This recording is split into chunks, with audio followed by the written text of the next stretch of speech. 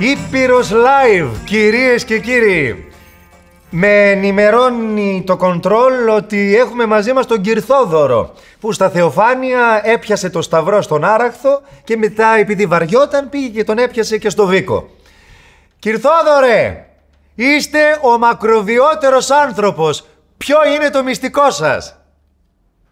Ναι. Σας ακούμε, Κυρθόδωρε. Ναι. Με ακούτε? Ναι, ναι.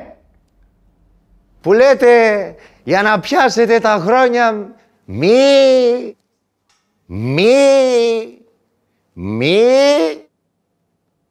Μισό λεπτό. Α, ναι. Μην ξοδεύετε σε πράγματα. Ξοδεύετε με την κομπανία στο καφενείο. Α, με την παρέα εννοείται. Ναι. Μην κολλάτε. Στείλτε wave στο Facebook. Έχετε και Facebook? Αμέ. Ο έρος δίνει χρόνια. Και το πιο καλό τάφσα για το τέλος. Μείον. Τι μείον? Μείον 40% αλάτι στη φέτα. Και όχι όποια, μόνο τη φέτα Ήπειρος, που έχει και 40% λιγότερο αλάτι και όλη την οστιμιά και την αυθεντική γεύση της φέτας Ήπειρος.